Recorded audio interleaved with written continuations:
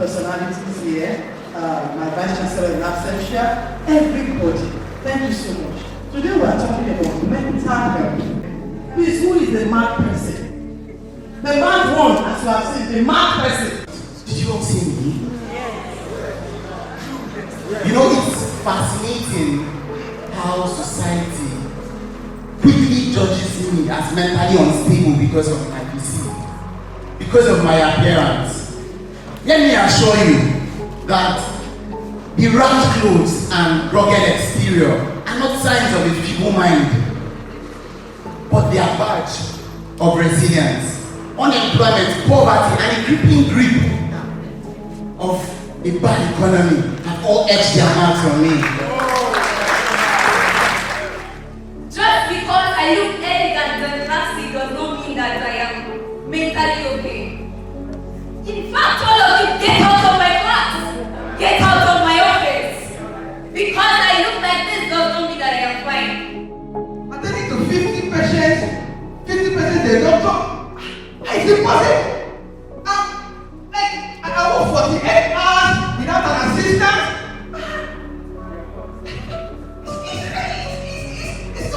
Where's the finance officer? Where's the consultant? It's bad. I'm not supposed to defend the lunatics, but the system is bad itself, and my mind is torn. My mind is torn. This is not where we are going to reflection. For those that today is the mental health care a universal right. Now, there is a necessary nexus for synergy between mental health and human rights. It's a compelling story on its own. And we have been told that 1 in 8 people globally are living with mental conditions. And some of them are not even aware. Some of them do not know. I'll be very fast about it. I have a 58-page paper, but don't worry, I'll talk to you. And the veracity of these statistics stresses the need for mental health care as an inclusive mechanism for incorporating persons with mental conditions into the global human community. And the need to protect this class of persons from marginalization, maltreatment, often stigmatization. Now, what is mental health? Mental condition, or who are mentally sick people? Like exemplified in that role play, or like what I've done. We don't expect the Dean of Law to be safe. But sometimes, like yesterday, I was in the office and I shouted at the students because I had 60 marks to do, my tea is here. I had this one to do. And then you are still asking for something, and I am preparing, cutting this paper into PowerPoint. Get out! When I finish, I said, are you sure you don't have bipolar? Only God knows. We all have some kind of mental condition that we are tackling with. And so if you don't understand this, you pay attention to the diagnosable, more serious CMDs. Where are the doctors? I don't know all those names. Today I'm not a doctor, I'm not a medical person, but there are many mental disorders like that. You know them, depression, neurodevelopmental disorders, and all those names. That's not why we are here today. I want us to see the silent and what I call incognito struggle beyond torn clothes and overt symptoms. Somebody might not be shouting, tearing clothes, and doing one or two things, but the person is depressed. The mind is torn. The state of mental health, a good mental health to me, is a very clean mind. Once the mind is torn, forget it. A lot of things will happen. And one of the most tragic misconceptions in the world of mental health today is the assumption that manifestations are always overt and easily recognizable. Mentalometer. If there is a mentalometer in the world today, I do not know how many of us in this room will pass the gates because of the incognito activity, symptoms. The workplace we have today thrives on productivity and efficiency. They want to see results. Nobody wants to know what you are going through. And they often fail to recognize the undercurrents of mental challenges people go through. Some employees are labeled lazy, incompetent, difficult, but you don't even know what they are going through.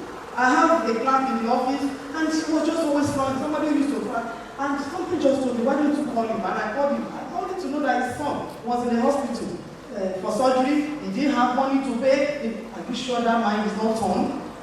So you don't want to give him attention. He has right to mental health situation, not just the other our brothers outside, but there are brothers and sisters return clothes on the street. Now, even the compassionate doctor who diagnoses others or other ailments may be unaware that he has a deteriorating mental condition.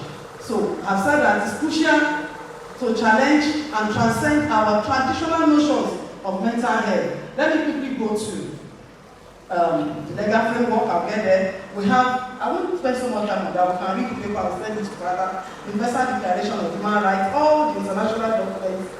Though there's no place we have mentioned mental health, and that's one of the problems we may be looking at. But anyhow, once there's a right to life, there's a right to health. And once there's right to health, mental health is not a right to health that must be upheld. So we have all those documents, let me drop those ones. But I must mention that at least Nigeria has what we call, it has just been signed in January 2023 by the former president, the National Mental Health Act. I'm going to look at those ones. The objectives are there. I'll send them to you. Now, I want to look at conceptual framework of mental health care as a universal human right. Now, what is mental health care? It is a universal right for everyone with or without physical mental condition. You have a right to have your mental health balanced. You have a right to live with sanity. You have a right to live happy. You should be happy. To me, the opposite of mental condition is happiness. Happy people somehow get sick most of the time. So mental health care, the concept of this paper, is looking at just some other things. How do we conceive mental health care? Let me jump these ones and go to.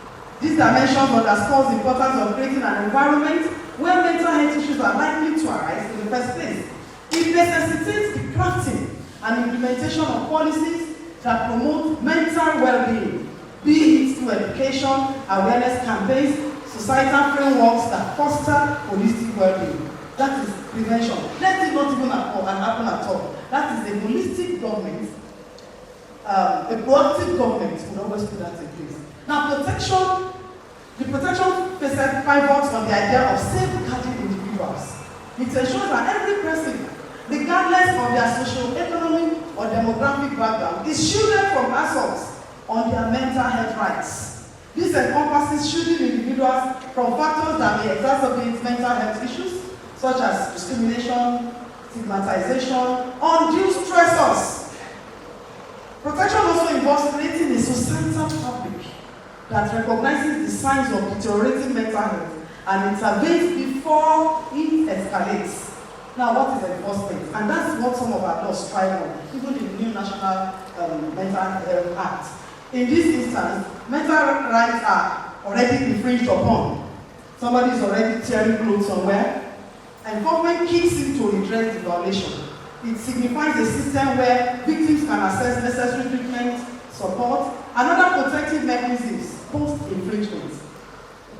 Crucially, enforcement not only represents the post-infringement support, but also signifies the presence of a robust legal and societal framework that holds violators accountable, whoever causes that, whoever did that. Yesterday, my daughter called me and I said, give me the name of that consultant.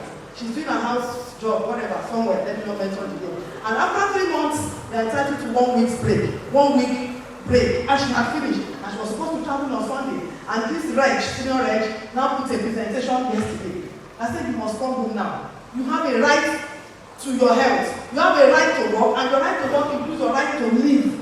You have to come. Give me his number. He started threatening her. I will extend your stay. I will ensure. I said, okay. She refused to give me. She now called her consultant, and the consultant said, travel. She's right at home with us. Is it not a house officer that died in route, having worked for 72 hours non-stop?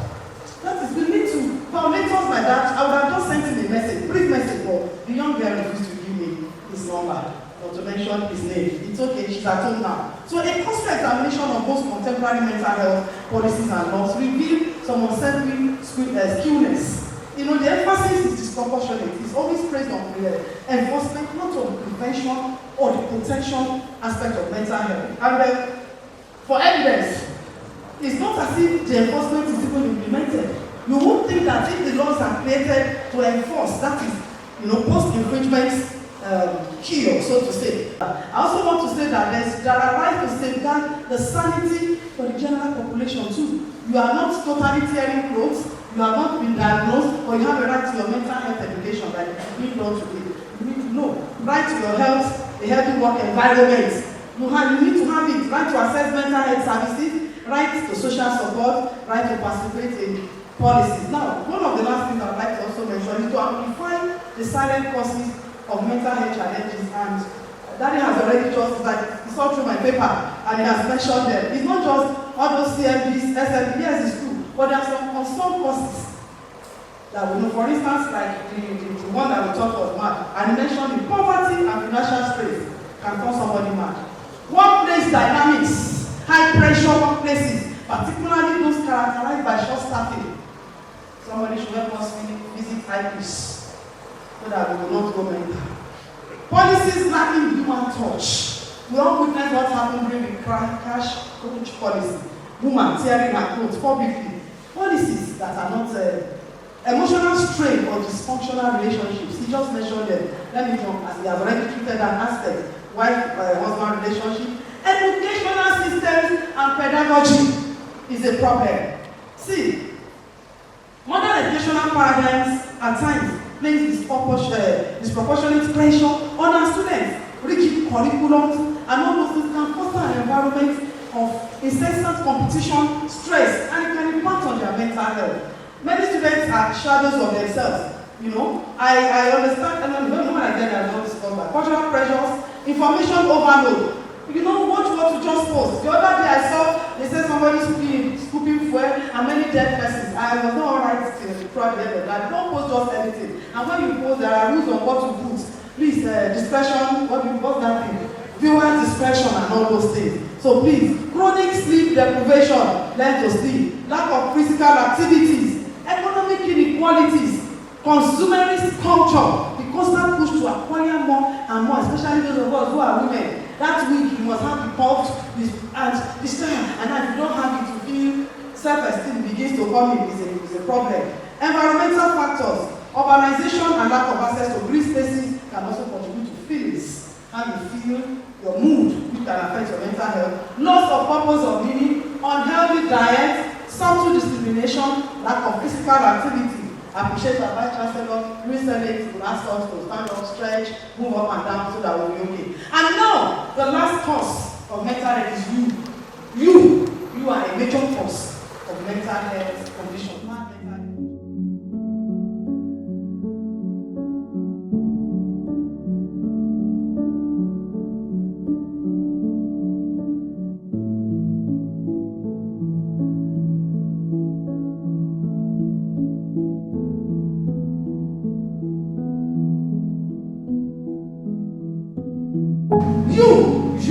What role will you play before we look at government? Now, we have acknowledged the supplements. The impact we see it in the paper when I give, we all know them. Let me go to the last part. From right to reality, blueprint for a mental health revolution. Thank God for today. What am I advocating? One, I'm advocating government and governmental intervention and the paradigm shifts. First and foremost, we know the role of government is pivotal in everything. So the foundation of the nation's policies and governance sets the tone for societal values and practices. Unfortunately, in many cases, policies remain myopic, focusing primarily on enforcement. However, what we need is a seismic shift towards a right-based approach. Every policy, from economic to educational, should be vetted for its potential mental health impacts. It must sound simple, but it can also be part of our policy. Every policy government is bringing, every policy coming out, what is the mental health impact? The economy, the link between economic policies, poverty and relation, mental health cannot be devastated, we know that. So by focusing on prosperity, generating fiscal policies, and robust poverty and relation programs, governments can mitigate numerous triggers of mental stress. Education. It is the cornerstone of our societal development, and it demands urgent attention, especially in Nigeria. The current education system, with its emphasis on relentless competition, standardized testing, casts a shadow over the mental well-being of students. By revisiting and revamping our curricula, reducing unnecessary academic pressures, and adopting innovative teaching methodologies, we can create nurturing environment that will prioritize mental health. I understand in Finland, they call it the happiest country. They don't write tests. No GPAs are set for them, except their matriculation examination. The students are graded on individual performance and evaluation, and the criteria decided by the teachers themselves. Overall progress is tracked by the government Ministry of Education. They sample the students across schools in Finland. Students mostly get everything done during the duration of school. No homework, no assignments. You do your best, post.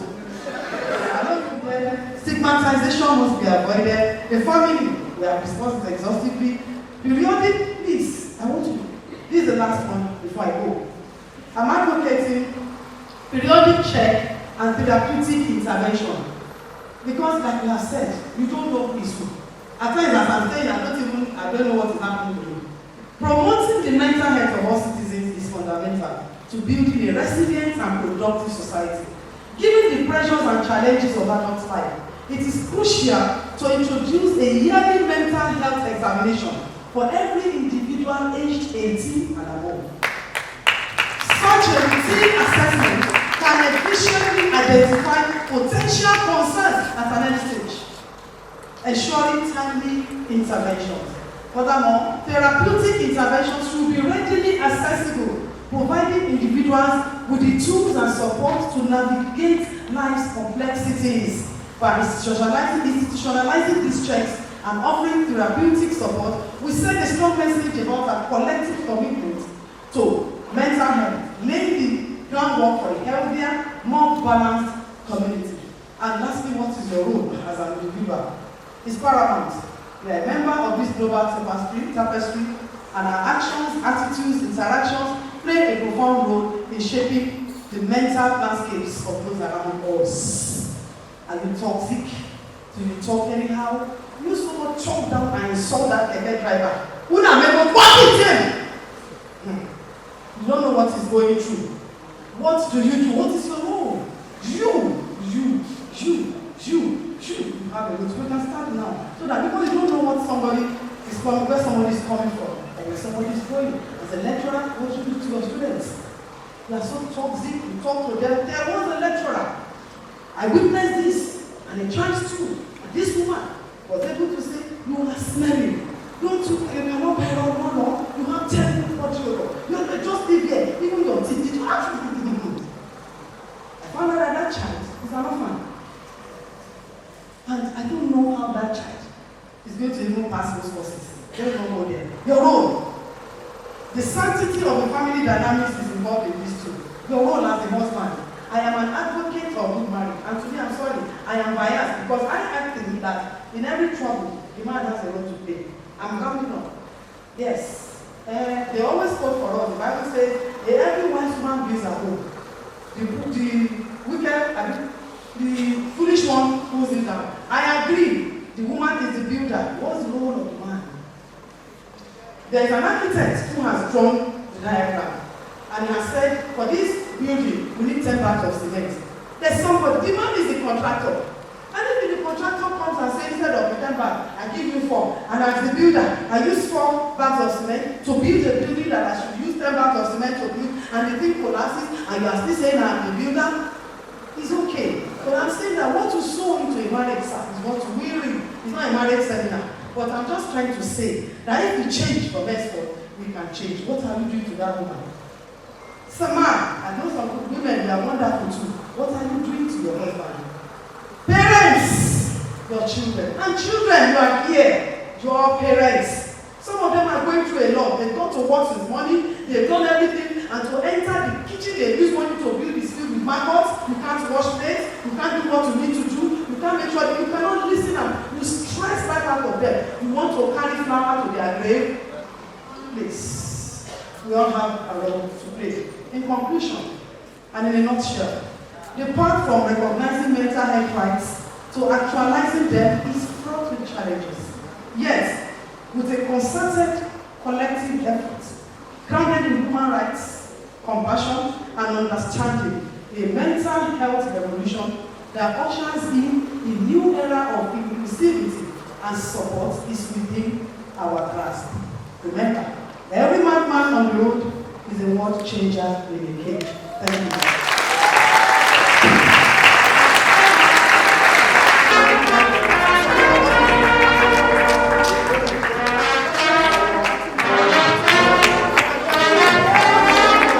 Thank you very much. I think she deserves a wonderful, a thunderous, a great round. The real question is,